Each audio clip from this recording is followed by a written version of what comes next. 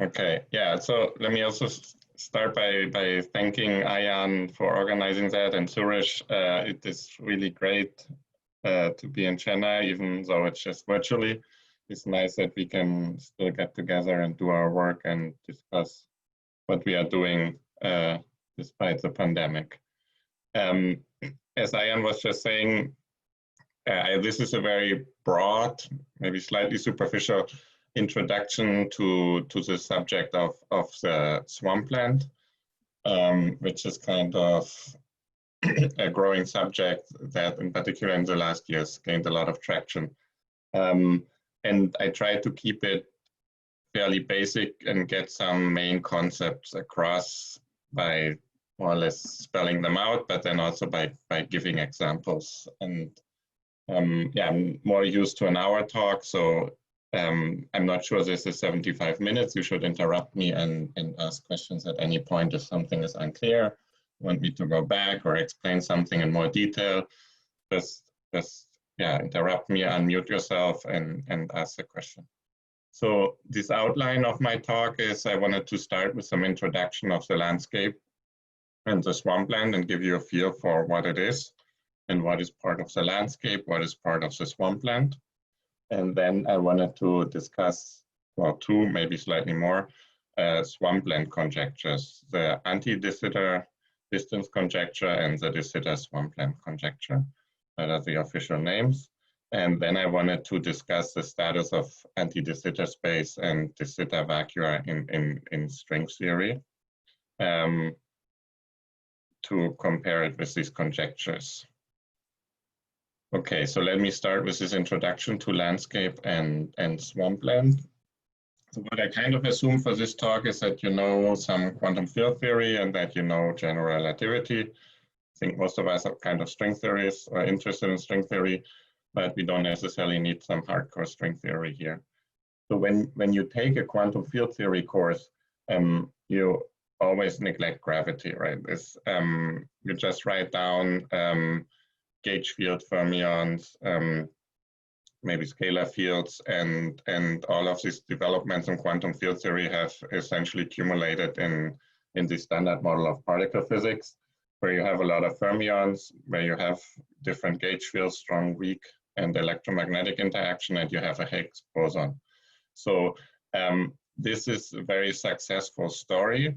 It just completely neglects gravity, and this is potentially, well, I mean, we know for a long time it's not easy to include gravity, and even quantum gravity is a complex topic, but there is actually a lot one can learn even about these low energy effective quantum field theories if one includes gravity.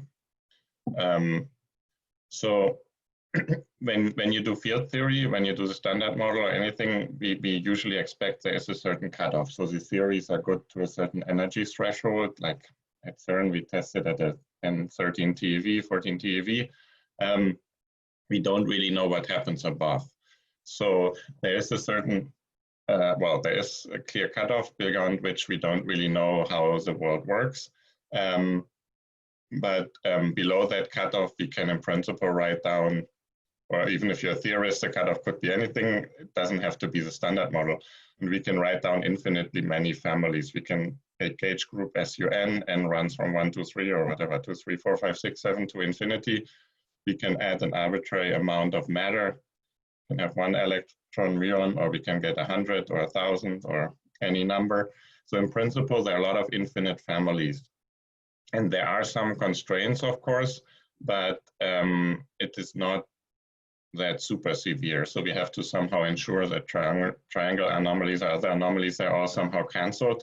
So we have an anomaly-free quantum field theory. And for the standard model, obviously, that is the case, but it is already fairly complicated. I will discuss a few slightly simpler examples. But it's clear there is a huge number of effective field theories, clearly infinite, that we can write down. And the Swampland program asked which of these low energy effective field theories that we as theorists can write down can be coupled to gravity and UV completed to Einstein gravity. You just write down the Einstein-Hilbert action, couple it to it, and then it appears as some energy momentum tensor in your Einstein equations, the effective field theory. And you can ask which kind of effective field theory can I couple to gravity and get something consistent out of it. And maybe in the past people haven't thought about it, or they thought probably most things go, I don't know. But recently people have much more intensely studied that, and in many cases with very surprising insights. So the Swampland is a name that was coined by Kumrun Waffer in, I think, 2005. He wrote the paper. I didn't cite it here. I cited two review articles because they give more an overview of the whole subject. One is Tazi Lectures by Kumrun, and the other one is a nice review by Aaron Palti. So the Swampland is the set of apparently consistent effective theories that cannot be completed into quantum gravity in the UV. So I will give examples in a second, but essentially there are some effective theories that we can write down. Once you couple them to Einstein gravity, you run into trouble if you try to UV complete them. The theory is somehow inconsistent. So if you remove gravity, it is consistent. If you add in gravity, it is inconsistent. Tim, Yes. can I ask a question here? Yes. See, there's this whole field of ADS condensed matter going on, and nobody cares about whether it has a UV completion or not.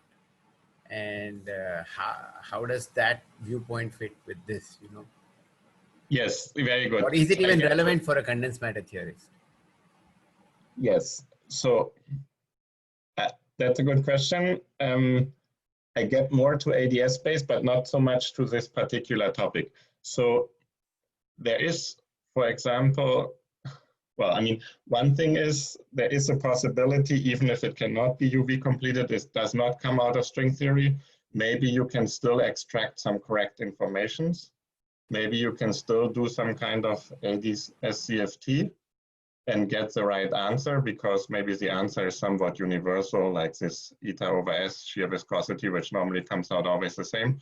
But it could also be that maybe you get wrong answers because you study not quite the correct theory. Maybe your theory needs to get modified, and this modification would actually change the answer you're extracting. So it is not 100% clear to me.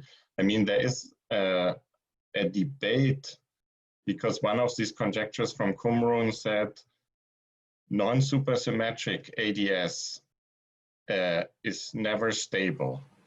So he kind of says with Oguri, I think, that there is an issue if you do ADS CFT without supersymmetry.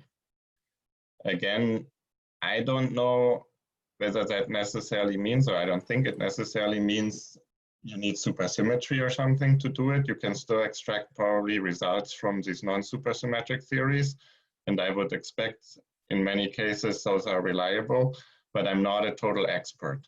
But there is this debate, and I don't know what the final status is about non-supersymmetric ADS being always unstable. So within string theory, I think there is no non-supersymmetric ADS solution that is kind of stable for all eternity. There are always some kind of non-perturbative instabilities and so on. But I'm not a total expert, to be honest. I mean, I worked a little bit long time ago on ADS CFT, and I noticed in many cases you get the right answer if you just throw away certain things. I would expect that something like this also happens in... Yeah, but in early days, actually, there was, I mean, once ADS CFT, I mean, you know, Marlejana's paper came out long ago when you were kids. At that time, there were a bunch of papers which came out which started doing orbifolds, you know, take n equal to 4 orbifold, you get 2, n equal to 1, and then there were results which were written for n equal to 0. And in hindsight, many of them were wrong. But the ones with supersymmetry still were correct. So this is just a memory of mine. Yes, yes. I mean, that seems to be roughly consistent with this current conjecture that says non-supersymmetric ADS is unstable. well, supersymmetric ADS solutions we can get, and they are stable, so you can do ADS CFT for those. But okay, thank you. I mean, this is perfect. yeah, okay. I mean, so I can make a comment here. Yeah, maybe you know better. No, I don't know. I don't know whether I know better, but it's just perhaps a feeling that the ADS CFT like techniques can maybe only capture the infrared. For example, take the Sakai-Sugimoto. In the UV, Sakai-Sugimoto is something totally different from QCD.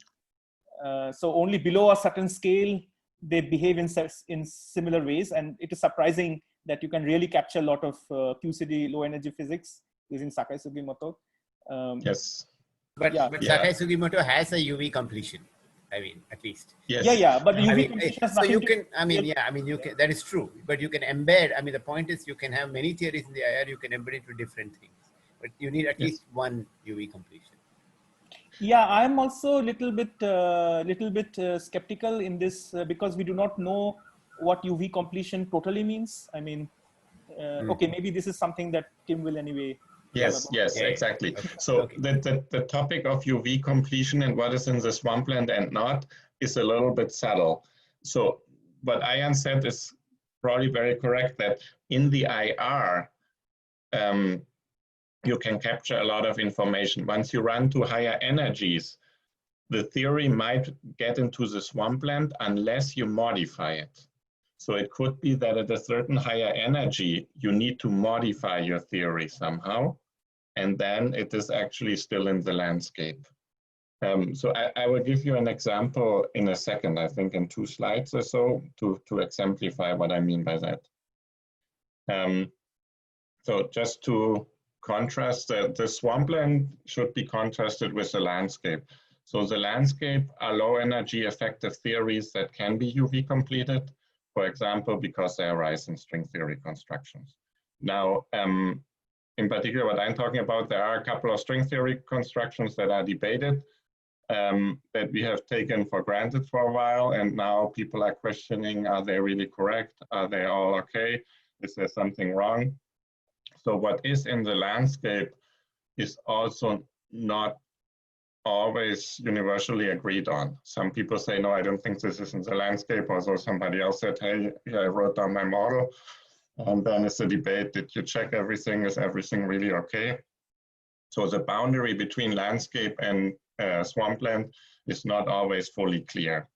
There are certain things clearly in the landscape. There are some things clearly in the swampland, but there is some blurry region in between. So it's kind of this picture where we have the swampland that are inconsistent theories, and then there is a landscape and some kind of blurry, uncertain region where we currently try to understand where is the exact boundary and what belongs to the landscape and what belongs to the swampland. So here's one example, ADS non-supersymmetric. So we couple to Einstein gravity in ADS in 4 dimensions. And what I couple to it is just a gauge field, a photon. So here you have a single photon coupled to Einstein gravity in ADS.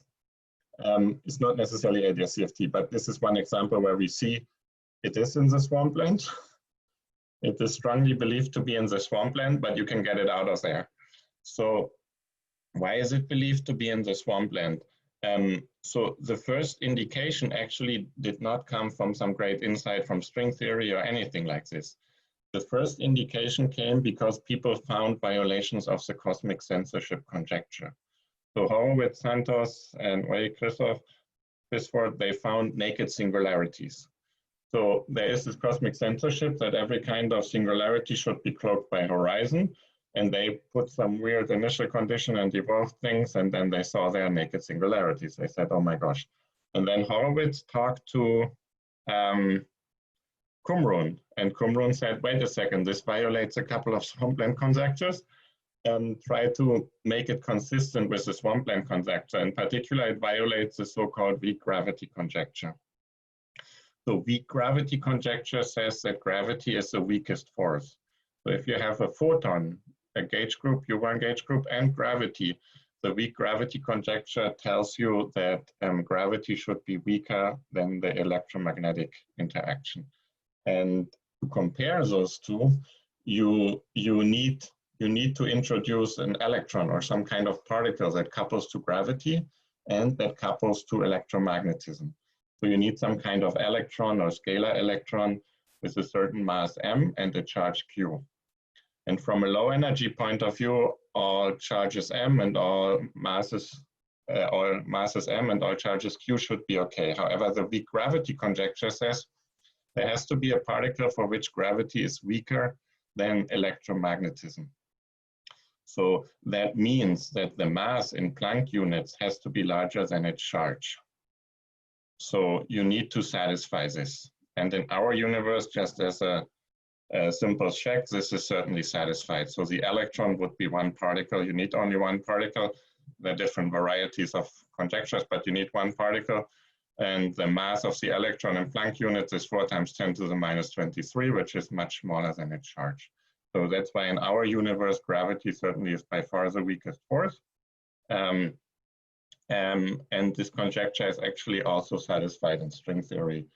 However, this conjecture is not satisfied in the previous example because there is no particle that satisfies this weak gravity. What units are you measuring charge? Yeah, in some natural units. So this is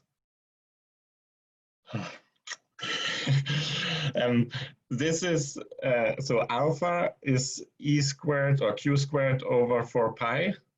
So this is 4 pi over, this is square root of 4 pi over 137 is 0.3. This is what I just calculated yesterday, square root of 4 pi over 137. However, I made this slide half a year ago, and there I was off by a factor of 3. I couldn't reproduce that. So I'm not sure whether there is some factor of unity somewhere, but it shouldn't, I mean, it doesn't matter. Yeah. Hi, Tim. This is Shine. Yes. May I make a comment? Actually, Yes. you have already fixed the units in your action. If you just go back to the previous slide. Yes. So this is, I think, the answer. Yeah, here it is fixed. You have the same coefficients in R and in F². Yes, I didn't put the g² there and the 1 4 pi. Yes, so I have been a little bit sloppy there, but yeah. No, but also, you have already fixed your conventions there. Yes. And also another question, are these Swampland conjectures, or for example, the weak gravity conjecture and so on, depending on the dimension of the theory or not? Yes, that is a very good point. I should have said that. So yes, and it's potentially slightly different for each conjecture. But the rule of thumb is they all apply for 4 and above. Some apply for 3, and some might even apply for 2 dimensions. So it depends a little bit on the conjecture, in particular 2 dimensions. I mean, 3-dimensional gravity also is already very different, but I will get to 3-dimensional gravity in a second. In 2 dimensions is certainly very, very different. So it depends a little bit on the conjecture, but I will be mostly focusing on 4 dimensions, and there usually all the conjectures apply. Yeah, good question. I should have said that.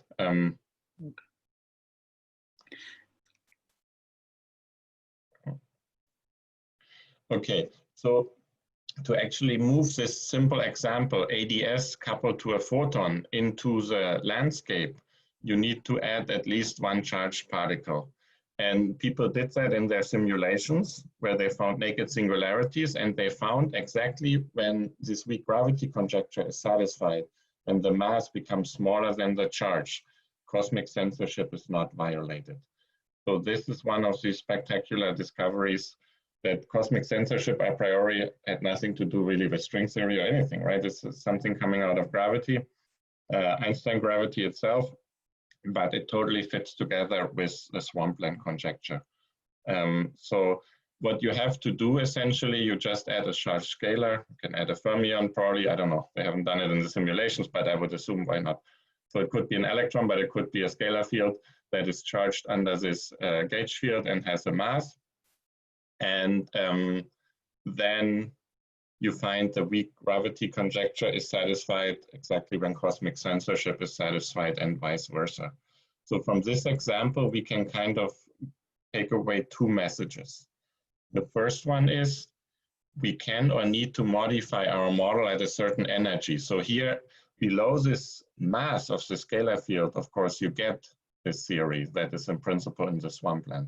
So that might be also for ADS-CFT. If you do something non-supersymmetric or something, maybe at a certain high energy, you need to complete it into a supersymmetric theory, or you need to do something to it. That's why in the IR, it seems very plausible that you can extract information, even if the theory by itself would be in the swampland, you modify it at a certain energy. And the other thing is, where I don't know, I think nobody probably knows, sometimes, often, always, the low energy effective field theory already knows that it's in the swampland. Sometimes it could be some anomaly that is trivial. It could be a very complicated anomaly interplay, or it could be something like this cosmic censorship that tells you, hey, I'm kind of in the swampland. So that is also an interesting thing where the low energy theory already kind of knows that it can't be coming from a full string theory, or that it needs to be somehow modified. Tim, can I Yes. ask something? Yes, of course. So in this particular model, is there understanding from the CFT how to detect this inconsistency? Like there is this violation of cosmic censorship and... No, I don't think so at all. So I will actually come to a slightly simpler question. And you will see that there we don't know the answer. So this is a very complicated example, I think, because it's lacking supersymmetry. So once you add in supersymmetry, then things are becoming a little bit easier to agree upon and to understand. So this example, which was just a gauge field, can be somehow simplified, because in principle, your effective theory could be nothing. Right here, my effective field theory was a gauge field, and I had to add in something else, blah. But I didn't study the trivial case. The trivial case would be I couple Einstein gravity and ADS to nothing. Just one thing. So Tim, for this example that you already discussed, I mean, the swampland thing only makes sense from the ADS safety point of view, right? Because this action is not in any way a UV complete action, and it is only if you believe in ADS CFT that it describes a dual CFT in strong coupling large n limit, then it makes some sense that it is some sort of a UV complete in description of some theory, right?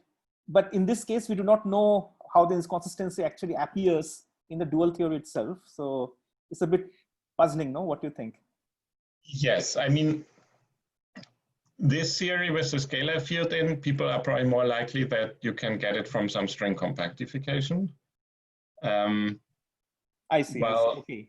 Yeah, the other one you could not. So then at least here people would be happy with that. It doesn't violate any of these. I mean, yeah, you need to be careful with that. There are a lot of swampland conjectures, but yeah, at least the idea would be that here you can get that from some top-down model, presumably, while before you couldn't really without the scalar field. At least you would have always gotten a scalar field at a certain energy, yeah. Okay, thanks. May I ask another question? Yes, Are you implicitly saying that the censorship conjecture is somehow related or implied by the swampland conjectures?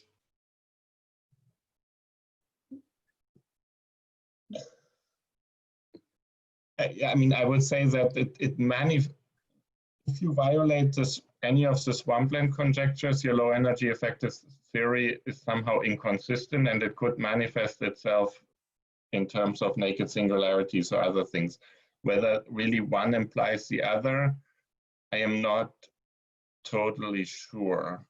I mean, there are also other conjectures, the completeness conjecture, that says if you have a photon, you need particles or states in your theory with every single charge. So 1, 2, 3, 4, 5. This is not the case necessarily here. Well, depends whether you count black holes and so on. So I'm not sure whether I would say I don't think the Swampland conjecture implies cosmic censorship, but there's clearly some intricate interconnection between the two that one sees in this example. But how exactly Actually, it was? If you ask a GR person, they would say no way, because they think that this cosmic censorship conjecture is something very classical. Yes, It has yes, to do I with agree. the Cauchy evolution. So Yes, yes, exactly. But it's kind of, I mean, how do they explain then if you add a particle exactly when the mass equals the charge, that the horizon appears and the cosmic censorship is not violated anymore? And actually, let me add some other thing. I'm not sure if, for example, in the action that you're showing in the slide, a GR person would agree that this is going to, I mean, adding the mass would remove the instability of the ADS space. So GR people have, for example, discussed, including Horowitz himself, and not many others have discussed this geons. And then there have been many other computations within the ADS. This is just classical gravity. Basically, the bottom line is that if you put some perturbation on the ADS space, it will just destabilize the ADS space and eventually form a black hole within the ADS. So the ADS space is not stable either. Shaheen, in that sense. Yeah, but this is not a problem, right? I mean, what you really require is that you do not form any naked singularity. Forming a black hole is fine. I mean, it's true that there is this turbulent instability of global ADS, and that will not be removed if you even put in a massive field. Yes. But that doesn't actually create any problem for any inconsistency as such, because it will not lead to naked singularity. I think that's the point of this work. Yes, but the background itself is not stable. Okay, and, no, that is probably just telling you that the vacuum of the CFT in this particular will be highly non-trivial or something like that. And then if this ADS, the background ADS space is unstable, the conclusion that was reached, just the fact that you add this mass for certain charge, it would you would bypass the or you would satisfy the weak gravity conjecture, would be too quick. I mean, one cannot take this conclusion out because the vacuum itself is not stable. So I'm not sure if these arguments are conclusive in this sense. It seems, I mean, you can do the simulations for different charges, right? That's what they show you. Let's say I fix the mass and now I just change the charge, and I see as a certain threshold, suddenly my naked singularities disappear and are cloaked behind the horizon or something. So there is something that really depends on the ratio of the charge to the mass of the scalar field. Yes, but still one should worry about the stability, which is something extra. But Shaheen, but it is a stability of this theory on a finite volume, right? Because this stability is appearing only global ADS. And so, I mean, this is... Well, whenever you have this negative lambda, you're always in that situation. That's right. I mean, all known CFTs will have it. Even n is equal to 4 CFT will, I think, will have it, which we know is consistent after all, no? Okay. I'm just asking what consistency means here. If I don't have a stable vacuum solution, I would doubt all of these arguments, right? Because they already assume that we have a vacuum that you can do this analysis on that vacuum state. Yeah, I'm not sure. I mean, there is a Swampland conjecture that puts non-supersymmetric ADS into the Swampland anyways. So that would potentially require further modifications of this anyways. But I don't know what else to say. Okay, so maybe we should move on and Okay, yeah, good. I mean, but very good question. Just, just keep the questions coming whenever something is unclear. So I wanted to take a step back and do the slightly simpler, seemingly simpler case of saying, let's just take gravity and let's couple it to nothing. So that seems clearly easier because I don't have a gauge field now. And what is the status there? And that is actually something people have studied, and I restricted to 3 dimensions now instead of 2, because that would be dual to CFT2, and CFT2 we think we understand much better than CFT3. So this is a very interesting topic and was studied by Witten in 2007, and he was speculating that this is somehow connected to monstrous moonshine. And then he was asking, but the problem with the monstrous moonshine or the monster CFT is that that would be dual to a highly curved gravity and not like flat, well, like the large volume, large radius limit of ADS, which would require a very large central charge. And it's very much unclear whether such CFTs exist. And the current status is we simply don't know. So there was some ongoing work recently by Oguri et al. And I think Christoph Keller and other things, that other people that they're trying to understand, are there such CFTs that have this at very low energies? And the answer is so far very unclear. It's not an easy question, although this seems to be kind of the simplest example. We can't really decide whether this is in the swampland or in the landscape. So there are many cases where it's very hard to understand that and to decide either way. However, where it is fairly easy is if you have a lot of supersymmetry. So the examples we probably most agree on, what is in the swampland, what is in the landscape, are examples with large amounts of supersymmetry. So here I just give some very simple examples. So I will later on discuss a little bit the Sitter-Minkowski ADS. There are Minkowski zero cosmological constants solutions in string theory. You just compactify type 2 on a torus or something. These are clearly in the landscape. So this is something we agree on. Minkowski with very high amount of SUSY is in the landscape and not in the swampland. Then you can ask, are there ADS solutions? I already mentioned non-supersymmetric ADS is probably unstable. What about supersymmetric ADS? So there is a lot of supersymmetric, sometimes even maximally supersymmetric ADS solution, which we discussed already, ADS 5 times S5, a similar ADS 4 times S7, and so they are all in the landscape. However, they are not real compactifications to lower dimensions. So in particular, if, sorry, I don't know where my cursor, there it is, whoops. If you look at this, ADS 4 times S7, let's say you live in this ADS 4 universe, you would not really perceive it as 4-dimensional because the size of the ADS space the length scale is the same as the radius of the sphere. So there is no parametrically separation. And this is something I want to get back later on to this. There is actually a conjecture that you can't really get ADS without the extra things.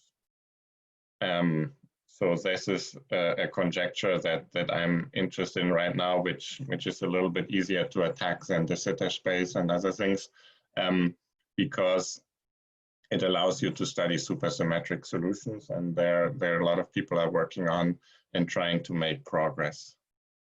And then I wanted to give, yes. Sorry. Yes, yeah, no, good. When you're saying that ADS without supersymmetry is unstable, does it mean that it's decaying to something which is stable and which is in the landscape? Or what does it mean in the instability? Yeah, excellent question. I am not 100% sure it clearly decays. So I mean, it's the original conjecture is by Wrase and Oguri. They said all non-supersymmetric ADS can decay. And then there were some counterexamples, but then some examples where the decay channels were not known.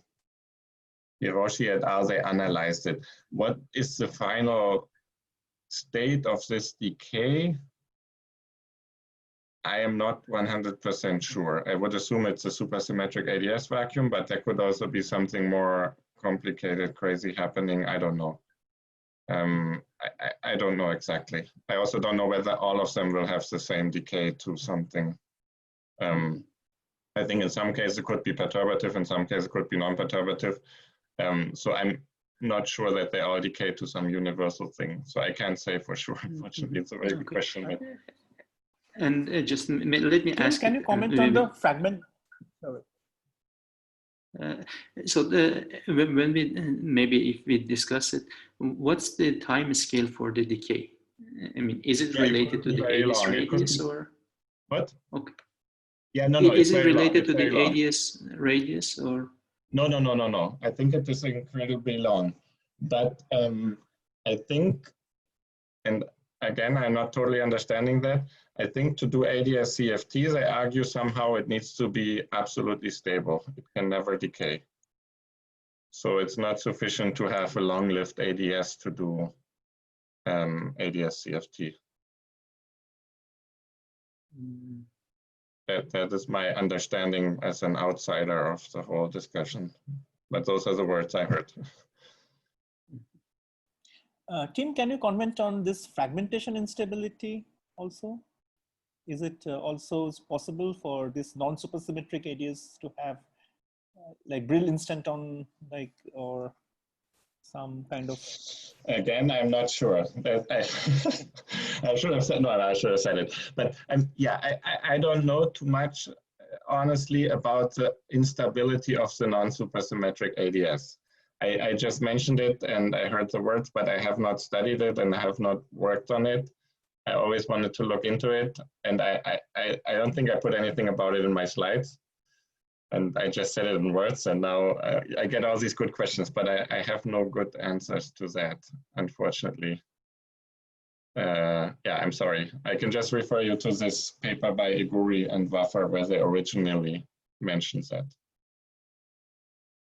Okay, sorry. Yeah, but it's a good question. Just keep asking. I mean, so the fourth idea, I just wanted to mention just a couple of ideas. I mean, there are a lot of things, but that the program is very broad, right? It covers from whatever, pure gravity to standard model to ADS CFT.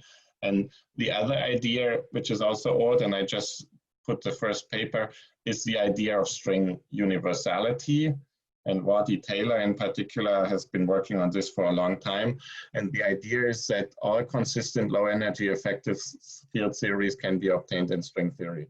So the idea is the low energy effective theory kind of knows whether it can be UV completed. And if it can, then you can somehow get it out of string theory. Now, that sounds spectacularly strong. And it can only be tested in very simple highly supersymmetric cases. But in those cases, it actually works. So the first kind of example where people discovered that was when you look at 10-dimensional flat space with n equals 1 supersymmetry, so 16 supercharges, then we have two string theories, SO32, like heterotic or type 1, and E8 times E8 gauge group. However, if you look at naive anomaly constellations in n equals 1 supergravity theories, you would expect SO32 E8 times E8, E8 times U1 to the 248, and U1 to the 496. So there was some period of like, I don't know, 2-3 decades, or I don't know how long it is, where people thought that is weird. Why can't we get this out of string theory? Why are there two extra theories in 10 dimensions with 16 supercharges? And 10 years ago, Adams, DeWolf, and Taylor, they actually showed there are anomaly issues with the later two. So the later two that you cannot get out of string theory, they are actually inconsistent. So the anomalies somehow cancel, that's my understanding, but they cancel in a non-supersymmetry preserving way. So if you want to impose 16 supercharges and anomaly cancellations, the theory to be invariant and all of that, that cannot be done at the same time. So essentially those two theories then are not consistent. They have secretly anomalies or less supersymmetry. So that was a very early idea, which I always found very intriguing. And since then, Wrase Taylor, for example, has studied a lot F-theory on Calabi-Yau 3-4 to 6 dimensions. And in 6 dimensions, anomalies are also very constraining. So there they can really try to understand which theories are working and which ones are not. And they have made a lot of progress by matching all the consistent theories to string theory models. Just before moving on, I'm not sure if this statement, which is in red, is not a tautology, right? Because whichever low energy effective theory that you cannot obtain it from string theory, you would say it's not consistent. So, am I reading it right, or?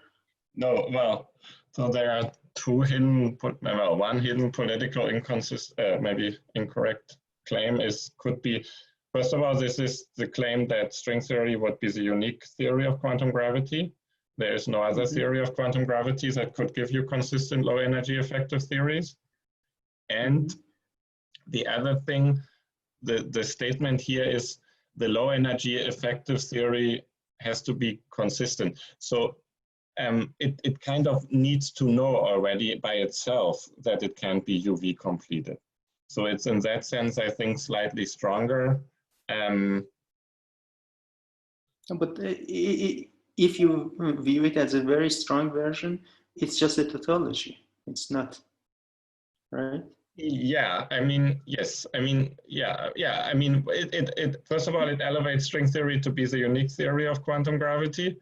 But it even also, if we buy this, for example, just take the Maxwell theory, free Maxwell theory. yes.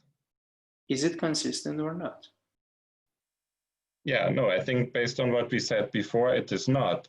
But you can't necessarily see that, right? I mean, even if you maybe here we are implicitly assuming that we do have gravity, we do have certain interactions, so it's not any low energy effective theory, right? Yeah. No, certainly we are assuming, yeah, so I mean, this is another thing. We are assuming there is a Einstein gravity coupled to the low energy effective theory. But that low energy theory coupled to gravity should have already inconsistencies that I can see. So, because in principle it has no inconsistencies, but I still can't get it out of string theory. That seemed to be a possibility, right? I can write down a low energy effective field theory, couple it to gravity. It has 0 inconsistencies, but I cannot get it out of string theory. And by inconsistencies, you only mean anomaly cancellations or something more beyond that? Yeah, I mean, I mean, for example, I would say this previous example was cosmic censorship. That was not anomaly cancellation. That would also be an inconsistency, right? There could be other things in principle, but I'm not sure, yeah. But if the statement or something like this is correct, then we don't need all of these Swampland conjectures, do we?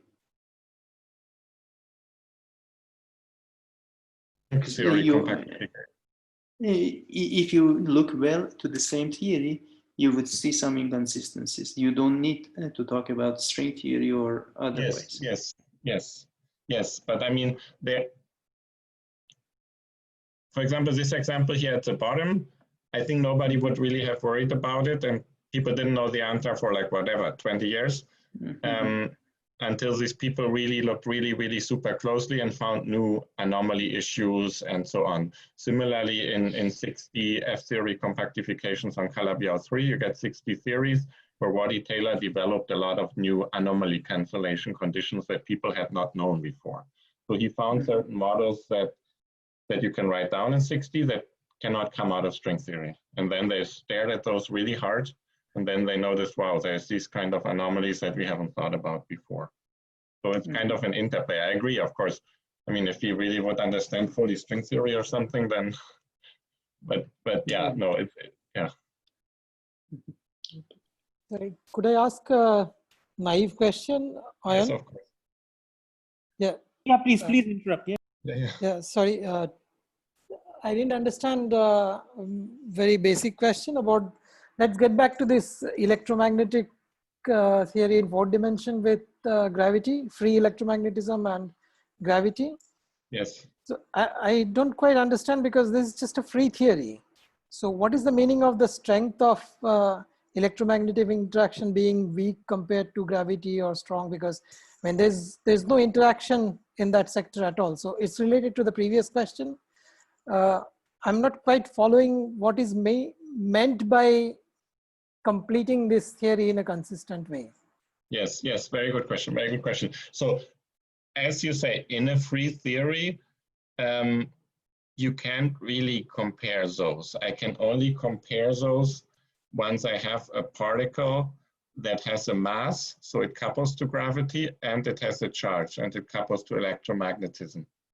Only in that case can I actually compare it. And since this theory is missing. Just a little while ago, you said that this theory is in the Swampland, the Maxwell theory coupled to gravity. So why is that?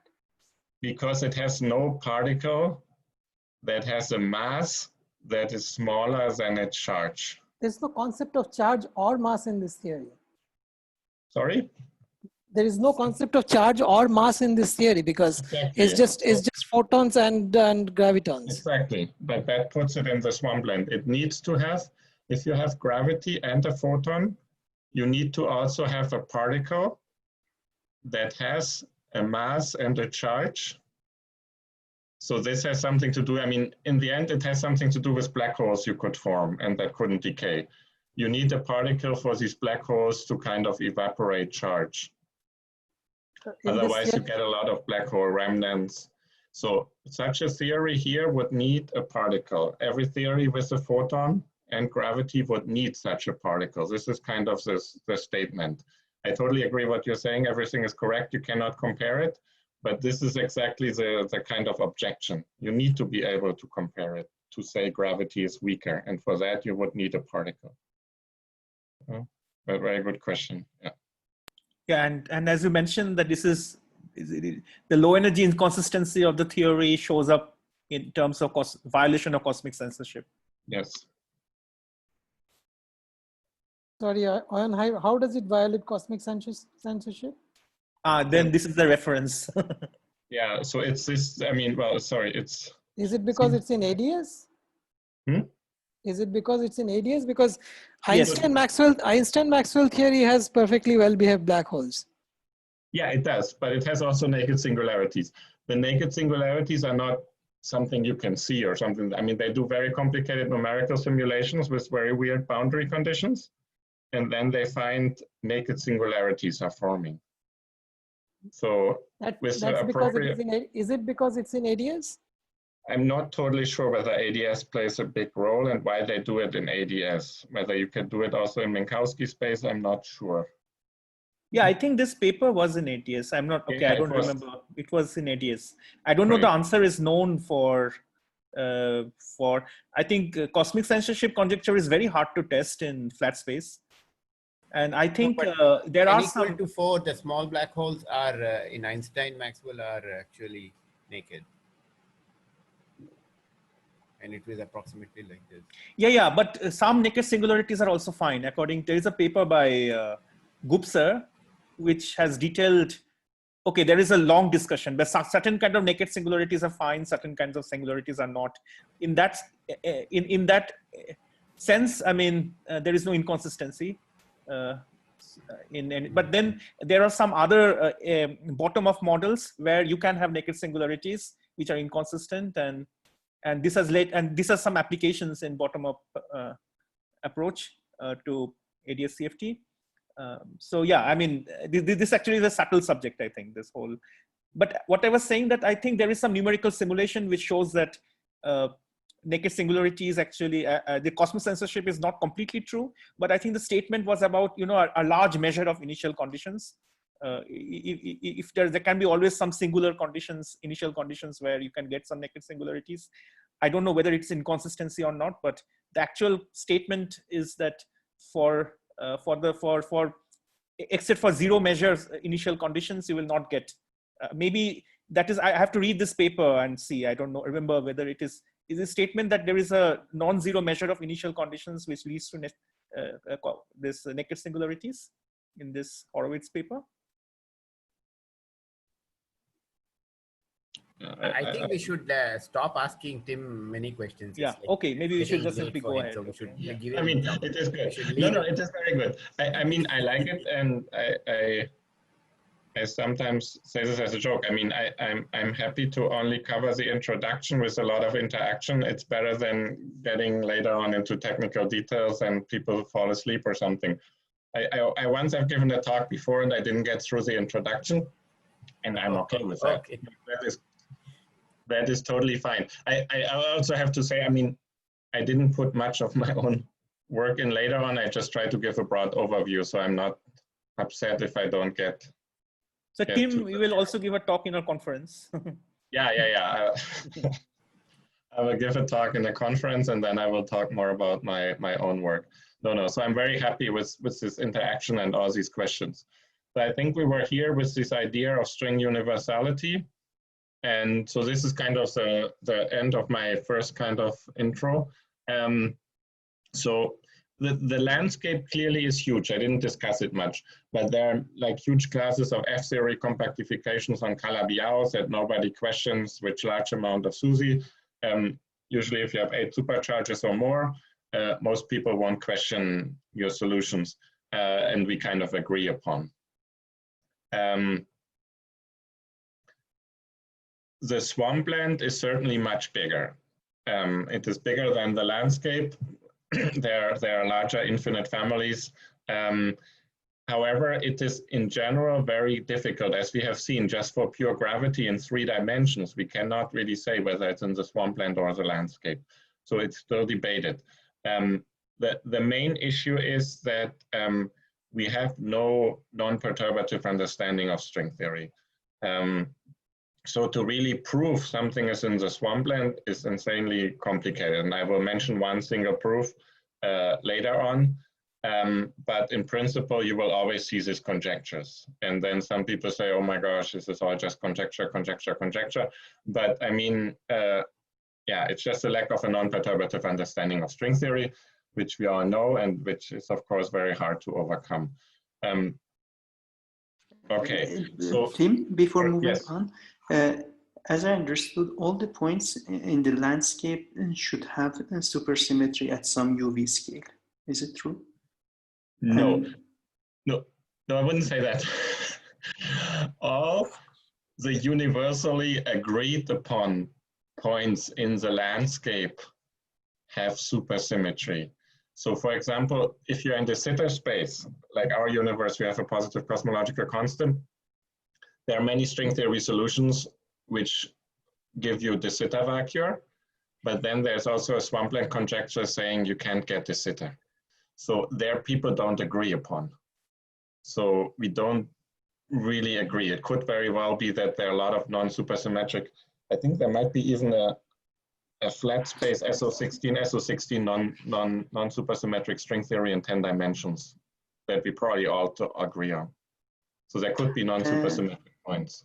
Well, about the de Sitter, you may say that at some UV scale, at least for example in KKLT type constructions, there's a deep UV scale where the theory is supersymmetric, right? Yes, but so, there are okay. There are SO16 times SO16 string theory in 10 dimensions where I think there is no scale at all where the theory is supersymmetric. I also believe that for KKLT, due to the anti-D3 brane, that spontaneously breaks SUSY, but it nevertheless will not have a scale where the theory really is supersymmetric again. So this is something else I'm working on, not related to what I'm talking about. But there are theories where SUSY is not really restored at a high energy scale in string theory. like the heterotic SO16 times SO16 string. Actually, the question I had in mind was a bit more phenomenological. Can we learn anything about the possible SUSY breaking scale within these Swampland conjectures? No. So I think that is a general thing. I mean, I will get to it later. It is not always easy. I mean, in some cases, people try. Can we learn something about particular scales? But usually, often, the scales that come in are string scale or something, right? I mean, they could be lowered by accident, but they don't have to be. So I don't necessarily know an example where we really learn something about scales. So I will also show you on the next slide an example where this question about scales very much makes sense, and we don't really know. That's why certain swampland conjectures are not overly useful. But yeah, I mean, there are some more speculative conjectures where people try to say non-SUSY ADS doesn't exist, what we said before. So if you compactify the standard model of particle physics on a circle, like our universe, then you get ADS vacuum with certain properties. And I don't remember exactly how it works, but somehow based on that, they can make predictions about the neutrino masses and so on. So it becomes a little bit more speculative in that direction, but there people try to make statements about scales and so on. Whether we can make a prediction about the scale of SUSY breaking, I never heard that so far. Yeah, but yeah, it's a good question. I will come to something similar, but this is one of the big issues. Can we make really precise predictions? And so far, not necessarily. So right now, this field of swampland conjectures is ever growing every day. There may be order 15 or so. And I took this one slide from Hiroshi Oguri, also a good question from Shaheen about can we learn something? What do we get out of it? I mean, we all knew gravity is the weakest force in our universe by many orders of magnitudes. So this is not a huge help, and it certainly doesn't make predictions. So he groups these swampland conjectures. There are not all of them here listed, but he groups them in terms of x-axis useless versus useful, and y-axis rigorous versus speculative. And for example, he puts very useless but very rigorous a no global symmetry. So this I will get back to in a second, just to mention this one example. There are no global symmetries in a consistent theory of quantum gravity. And I will tell you in a second why this is useless. Here is beyond the standard model, no non-SUSY ADS and no de Sitter. This is very speculative, but this would be much more useful, right? Can I say something about the standard model beyond the standard model? Can I say something about de Sitter space? Can I say something about the nature of dark energy in our universe? So this is very useful. However, this is very speculative. And then there are a lot of conjectures in between. So this is kind of a sketch of grouping them together from Hiroshi Oguri. So what are people doing right now? Right now it's a fairly active field that kind of sucked in a lot of other parts of string theory, and we are seeing it connects to many different fields, from pheno to cosmology to whatever, even moonshine and more ADS-CFT and so on. So many people try to find new conjectures, and what's also very interesting is try to find interconnections. So obviously, sometimes they are connected and not totally independent, or you use one and another one to prove a third one and so on.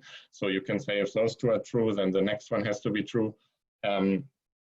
People try to derive phenomenological consequences, and they try to prove them or put them on firmer ground or actually disprove them. If you construct something very rigorous in string theory that is inconsistent with the conjecture, then you know the conjecture is wrong or it needs to be modified.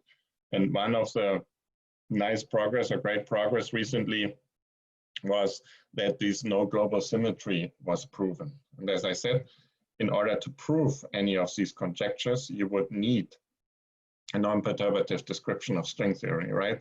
And that we kind of have only in ADS space via the ADS-CFT correspondence. So Harlow and Oguri, they used ADS-CFT to prove that there can be no global symmetries. So global symmetries would be in the swampland. Now you say, why was this, if you remember still 2 slides back, why was this completely useless? Isn't that cool? Can't you tell your body now in the standard model there can be no global symmetries? You can, but he will tell you there is a global symmetry because baryon minus lepton number seems to be a global symmetry, and such symmetries can arise accidentally. So global symmetries can appear at low energies accidentally. If you integrate out higher dimensional operators and so on, you can be left with an accidental symmetry. So this has a limited usefulness unless we can really say, how are these global symmetries broken? So in principle, they can just be broken by some whatever dimension 6 operator that is suppressed by Planck scale, string scale, who knows what. So in that sense, it is not overly useful. And the same is true about some other conjectures. For example, this weak gravity conjecture, if you say there has to be a particle with a certain mass, whose mass is smaller than a charge, the mass can be close to the Planck scale. Then your theory is good all the way to the Planck scale. So unless we can say what is the mass or what is the energy scale that is involved, kind of what Shaheen is saying, many of these conjectures cannot make precise prediction or pheno predictions for the standard model. This is one of the issues. So there are very few conjectures where people actually manage to derive some kind of phenomenological implications. Just before moving on, you mentioned that this proof of Harlow and Ogure is based on ADS-CFT, but we had some discussion before that not all the what is called ADS-CFT versions of different ADS spaces and so on that is very common to use these days have a UV completion, right? I mean, how do we know that the ADS-CFT itself that is used in these proofs is a good one? Yeah, I mean, exactly. You could say now I have a non-supersymmetric theory with a global symmetry. There is no non-super, well, symmetric ADS. Yeah, I agree. I mean, the proof assumes ADS-CFT. Absolutely. So if there's something flawed with this ADS-CFT, then clearly the proof does not go through. Oh, no, I fully agree. But this is, I think, the best you can possibly do, since, I mean, unless you really understand string theory in any other non-perturbative way. But there's, yeah, no way. Oh, no. Yeah, Tim, actually, I have a stupid question. So how does the proof actually work? By saying that there is no global symmetry in the ADS, or there is no global symmetry in the CFT? No, there are global symmetries in the CFT, but they are all gauged in the bulk. So that is kind of also a usual argument. I mean, in ADS-CFT. Yeah, this I understand. But but the statement would be that the statement would be there would be no global symmetry in the ADS, right? That's in the ADS space, exactly. Once you have gravity, so it's always you need to have the gravity. So in the ADS space with gravity, there cannot be global symmetries, yes. And then they have, I mean, 100-page paper and the short PRL that kind of summarizes, fills in the details. Ah, okay, good. Yeah. I mean, this also, I think it's 50, 60 years old, this whole idea. There are many kind of indications from black hole and so on that there are issues. But they were the first kind of to write down a proof in ADS, at least, using ADS-CFT and assuming that is okay, it is a proof, I guess. Okay, so maybe let's just get to the second part. Let's see. I mean, you should keep the questions coming. The second part is a little bit more pheno, well, not pheno, but more like maybe string cosmology.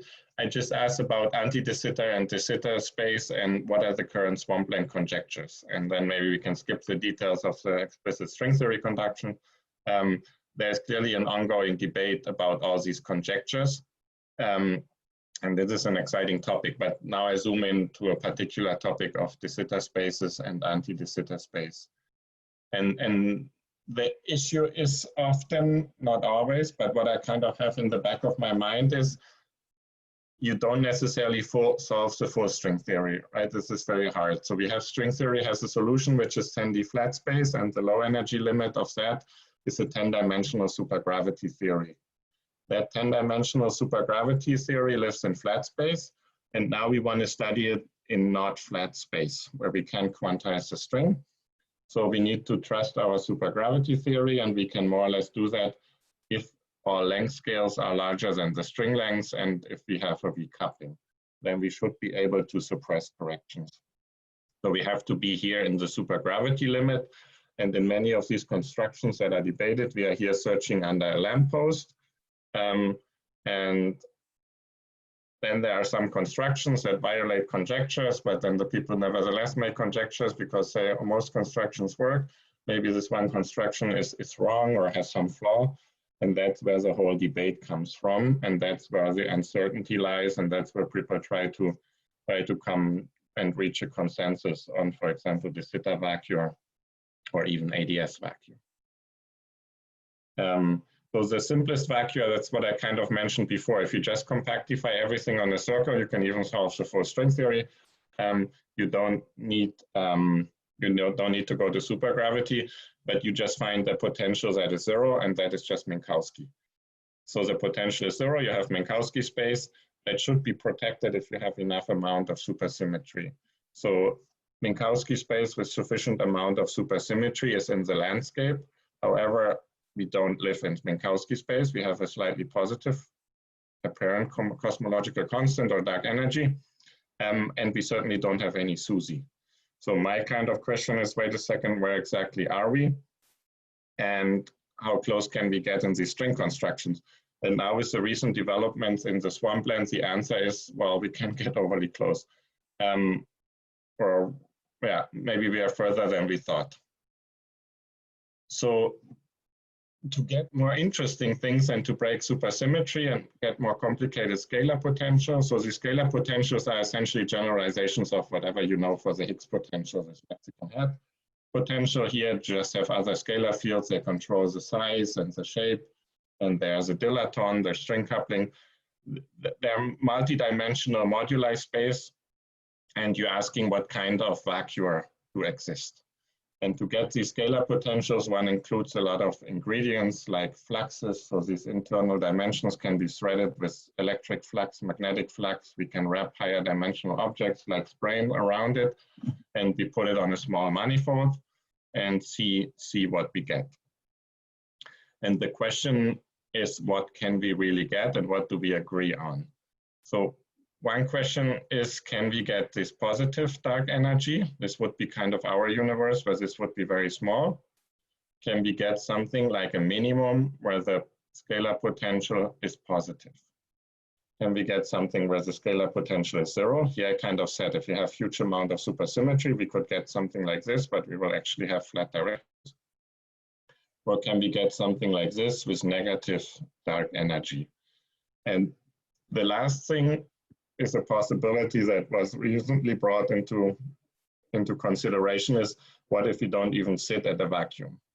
Then it's very difficult. I mean, it's already very difficult to find these vacuums and determine their existence. But if you're not even at the vacuum, it's even harder to study your model, right? Because it's kind of time evolving and things are more complicated. So let me just go in a circle and study these 4 cases, and let me see what the Swampland program has to say about it. So this was kind of the big hype in the Swampland community, that I think here was a paper 1806.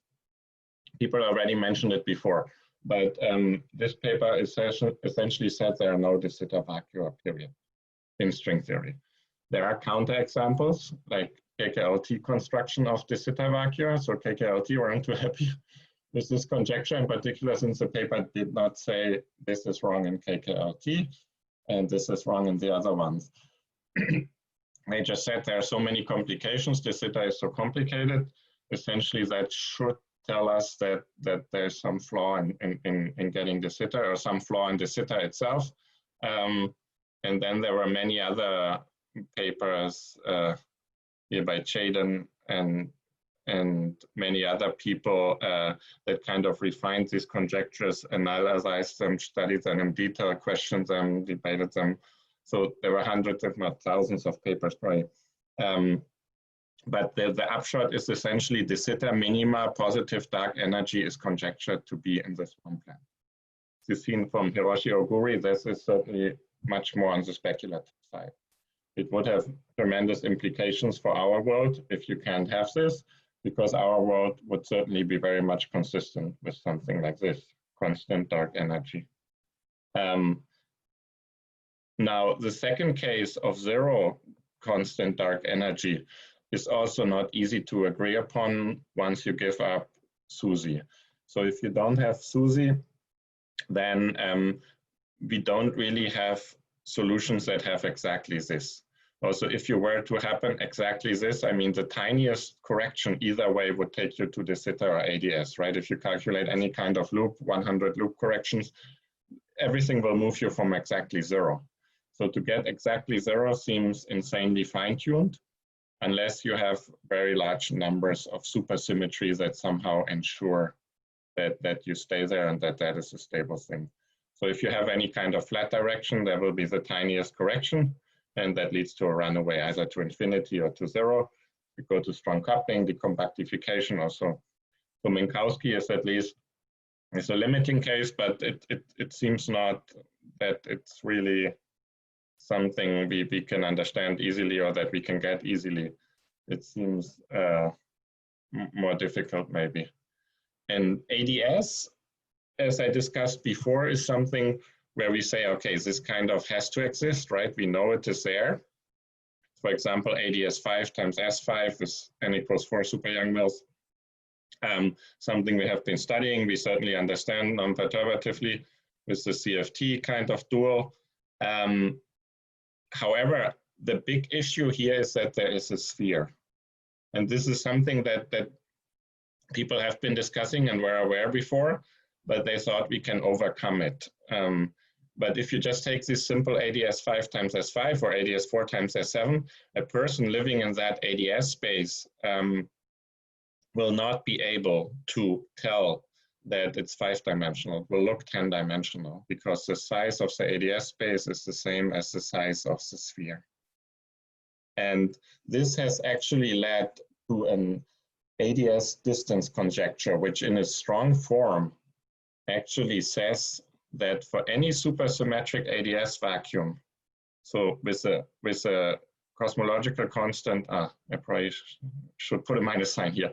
So lambda is negative. This should be absolute value lambda square root. There is an infinite tower of massive states with a mass scale set by the cosmological constant. So for ADS 5 times S5, this is just the KK tower on the S5. So the mass of the KK tower goes like 1 over the radius of the S5, and that is 1 over the length scale of ADS 5, which is essentially square root of the cosmological constant. So, and there's not just one state at this scale, there is an infinite tower coming in. So as soon as you probe this energy scale of your cosmological constant, you discover an infinite tower. You cannot cut off at any point and say, okay, I have somehow an effective ADS5 theory. No, you have an effective 10-dimensional theory with an infinite number of states set by this energy scale. And this is kind of the conjecture that this should always happen.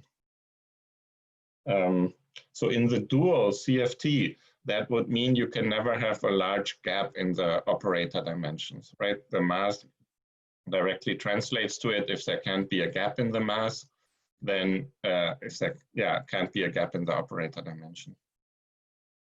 So this is kind of the swampland conjecture. If you're like a 4D person, you say, wait a second, where exactly are we? Can we find and agree on a 4D solution? So this is all heavily debated, right? All these conjectures are more on the speculative side, and there are usually counterexamples, and people try to understand the counterexamples. Are the counterexamples wrong? Are the conjectures wrong? Do the conjectures need to be changed? What is the exact status? And it is yeah, on the one hand, a little bit weird that most of these things are forbidden. On the other hand, it's also exciting and challenging everything that we have done in string pheno.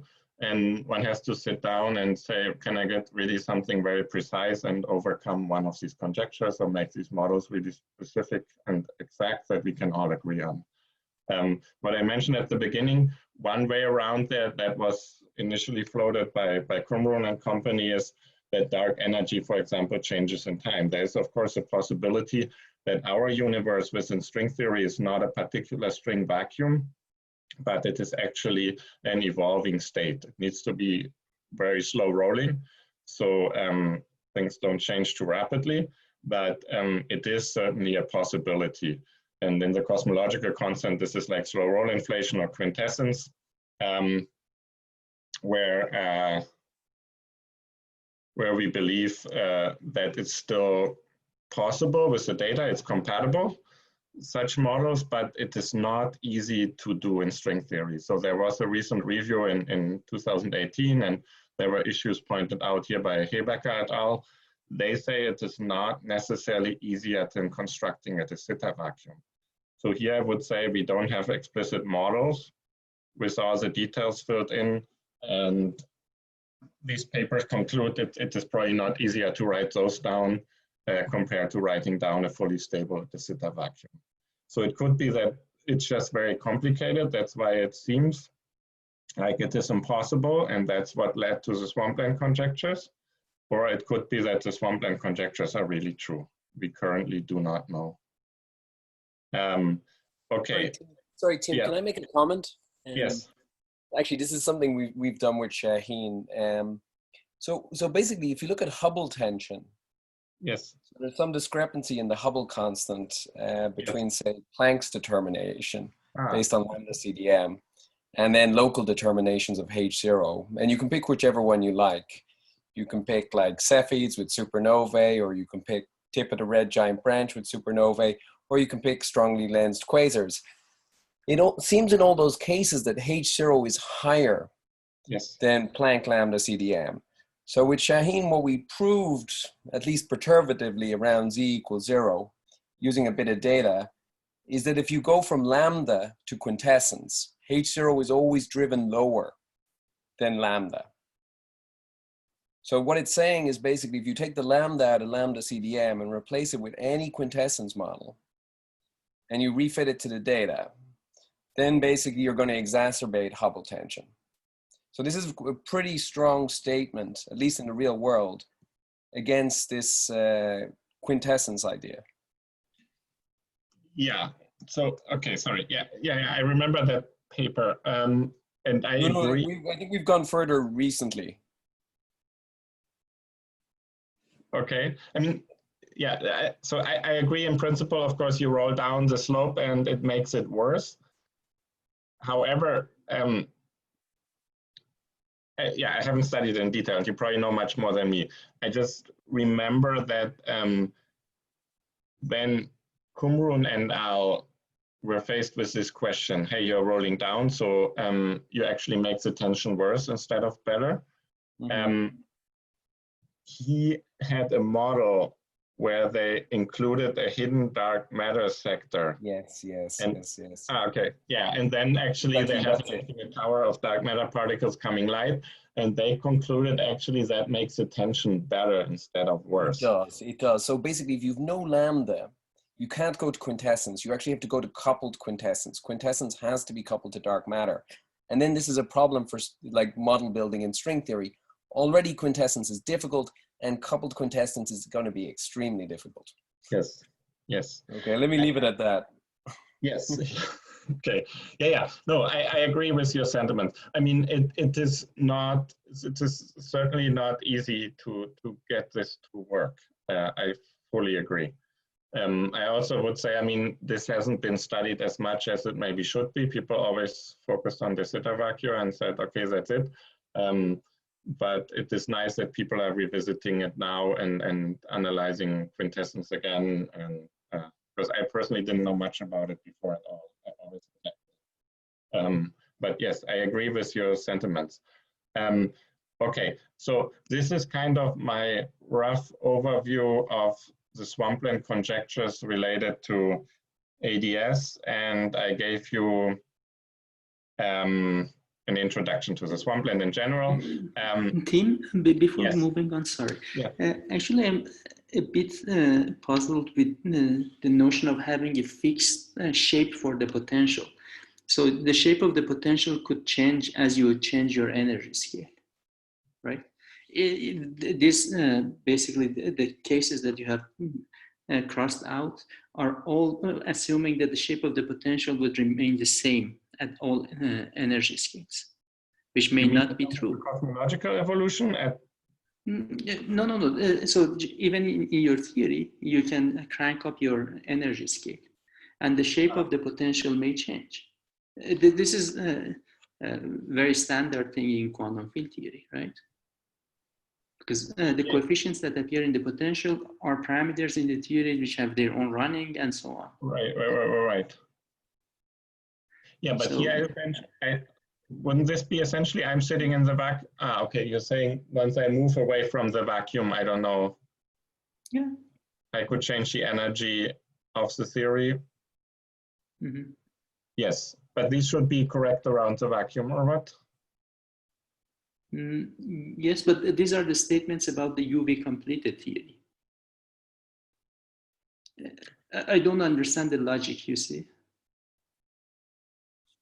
So the logic is more like I take a string theory model, I compactify it and get a low energy effective field theory, right? And then I ask what properties does it have? Does it have a vacuum that looks like this or like that? I mean, yeah, but then the shape of the potential can have running as you go up in your energy scale.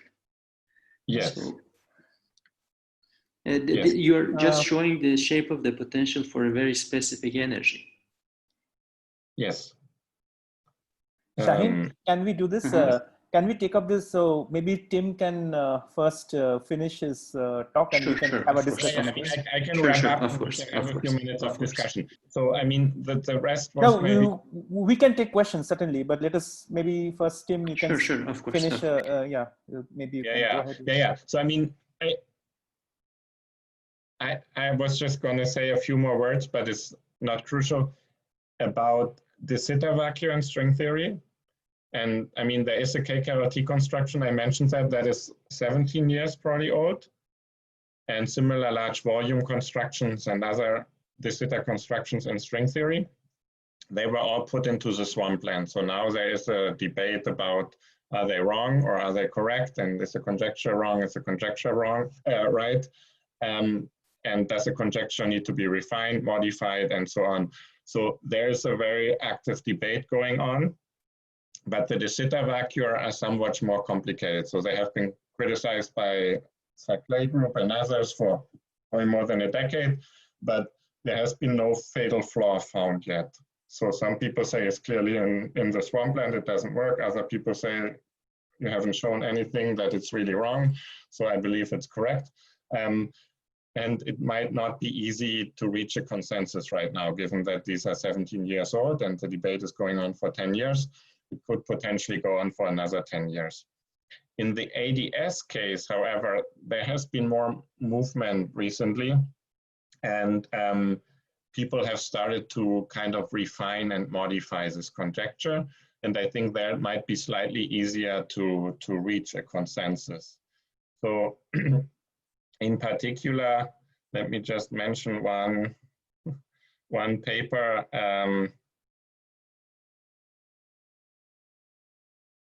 There is a paper in type 2A where you have a parameter, capital N, and this relation in the Swampland that says the KK scale should be essentially square root of lambda, or there should be another infinite tower whose masses are given by square root of lambda, is here parametrically violated. So here I can make n very large, and then the KK scale does not come in at square root lambda, but it comes in at n times square root lambda. So here I can make an arbitrary large gap in a particular construction. And when the people wrote down the ADS Swampland conjecture, they said, okay, maybe this example is somehow wrong. I personally have the feeling right now, it could still be wrong, but the last few papers were more like, okay, it looks maybe better and maybe we can understand that. So in particular, there was a paper by Uranga et al. They said these examples have a very particular three-form ZN gauge symmetry.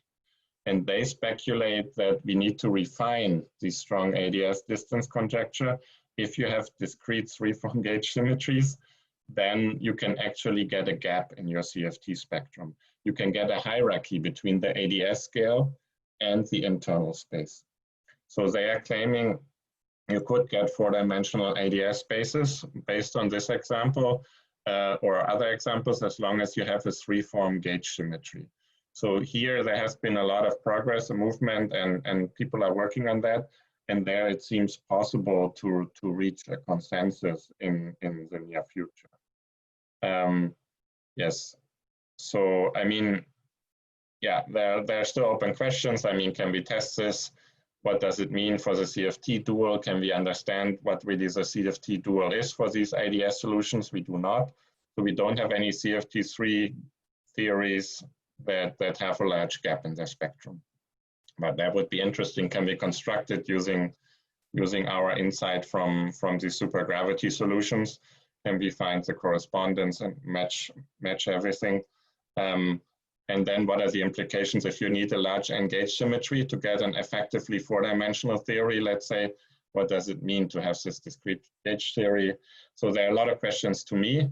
And so I think it's an exciting topic. It's kind of moving very fast. I mean, even I'm trying to follow it, but there are so many papers coming out. If you're not really actively working on it, it's probably totally like seeming crazy.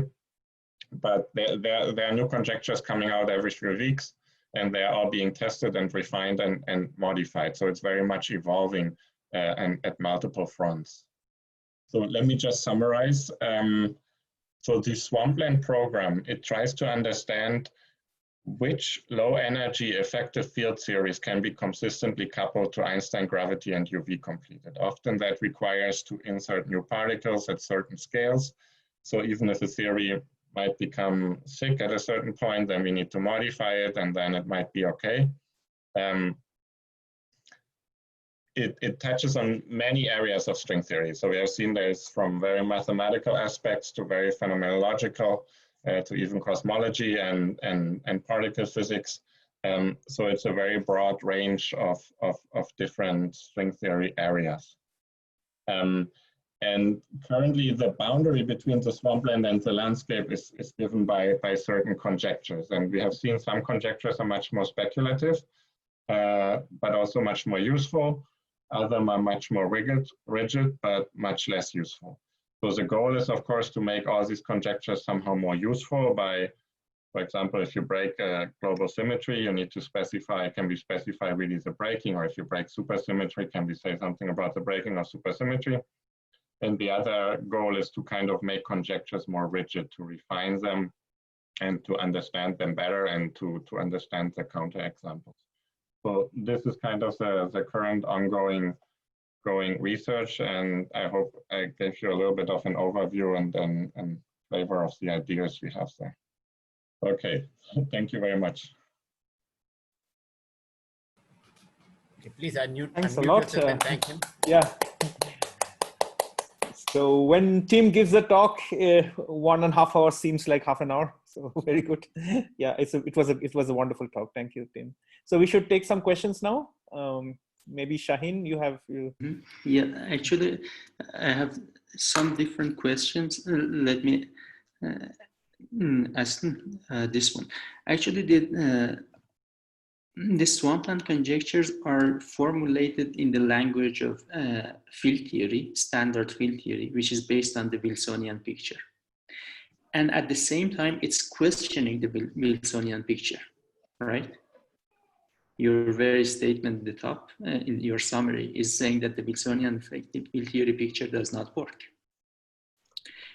So inherently, there seems to be some tension within the statement of the conjectures. Am I right?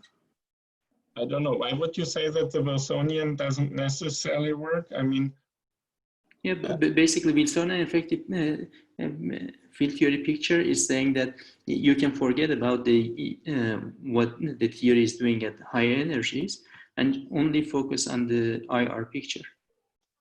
yes, Right. but I mean, in some cases you can focus on the IR. It tells you just that at certain energy scales it needs to be modified, right? So in that sense, I wouldn't say it necessarily contradicts the Wilsonian picture of a certain cutoff or something. I think, yeah. Well, apparently addition of gravity is changing the whole picture in the Wilsonian picture, Yes. right? In some cases, yes. In some instances, and that is super exciting, yes. And but then it uses the same language of, for example, effective field theory having potentials and so on to state the conjecture itself. It seems that we are moving in a loop, right?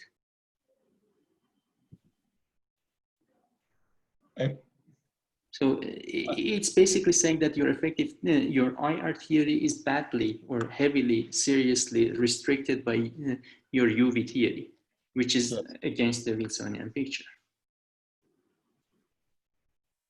Yes, I mean, in some instances, I agree that certain theories go into the swampland if they are not modified. So the usual Wilsonian energy idea where I just forget about everything at high energies works only up to a certain scale. And that scale could be lower than your naive cutoff, right? Then it's exciting. You say, okay, my theory looks good to whatever, to the Planck scale, but then the swampland tells you, no, you actually need to modify it much before the Planck scale. That is an exciting case where the Wilsonian picture is not correct. But I think the swampland conjectures are more the statement, there is a UV complete theory. From that UV complete theory, I can get a low energy effective theory with those and those properties. Those are not always explicitly derived, but often based on studying many models in string theory. We say all low energy effective field theories have these properties. So we believe that is some kind of landscape property and not a swampland property or something.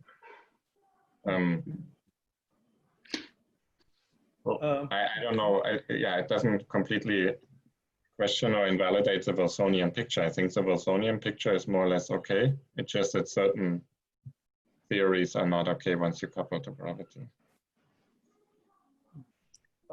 Tim, if the string universality thing is true, if I made the too broad. Sorry, I interrupted Shai. Okay, so let me ask this two again broad questions. Do you think that in principle the Swampland conjectures can say anything about the string moduli issue?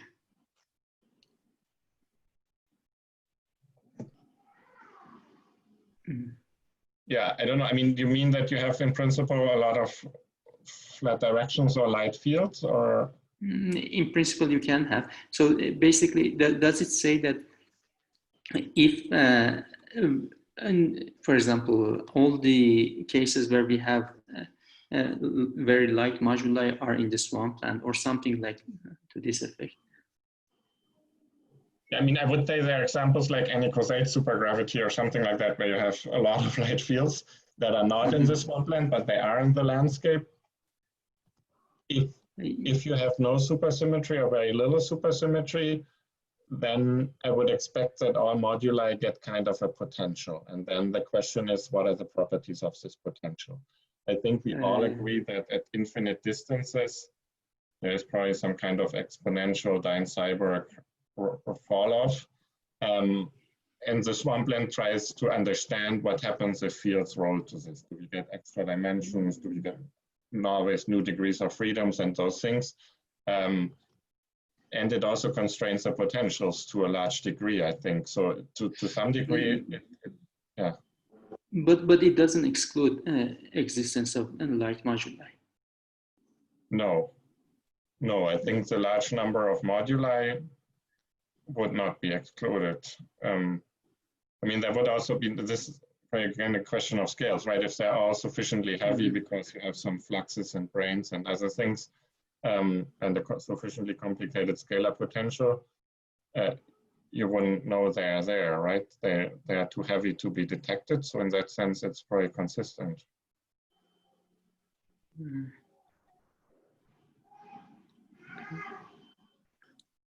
Okay, so any further question?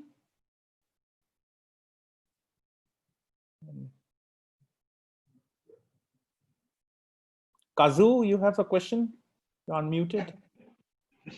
Oh, sorry, sorry. No. Okay, good.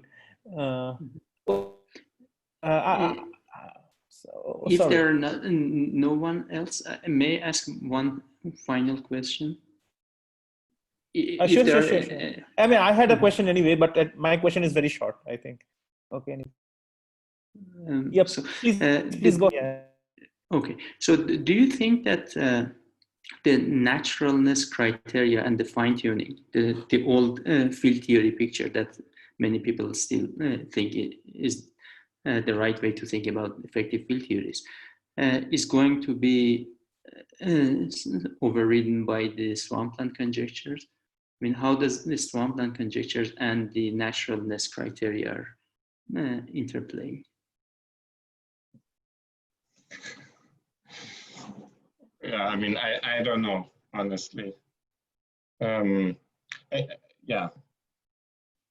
mean, the short answer is I don't know. The maybe slightly longer answer is I personally have the feeling, but I mean, for my personal feeling is we agree and understand very well the supersymmetric cases, and that might be in some sense misleading.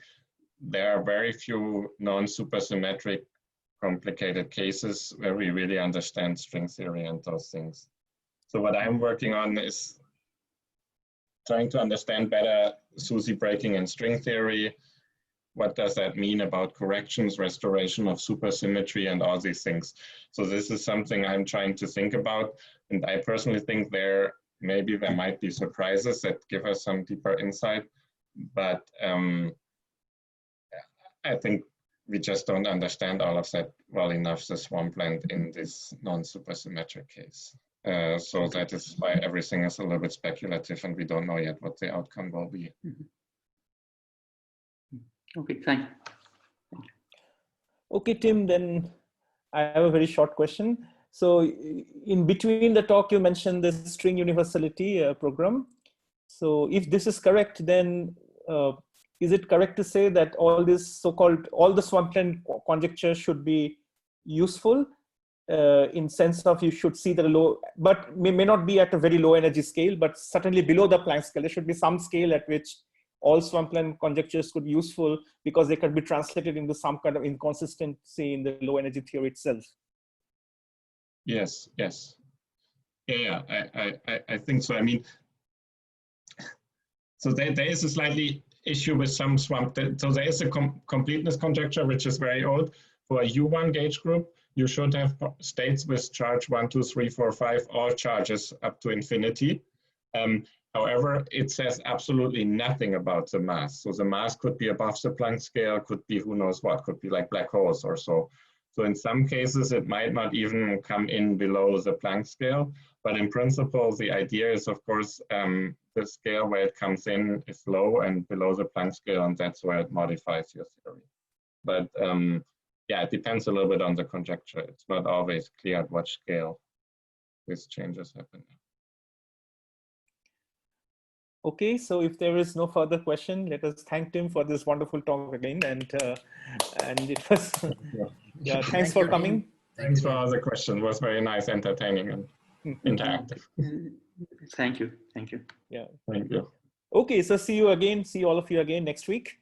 Bye, and have a nice day. What's next week?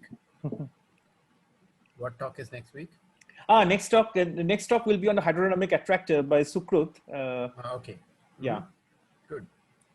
Okay, so see you next week.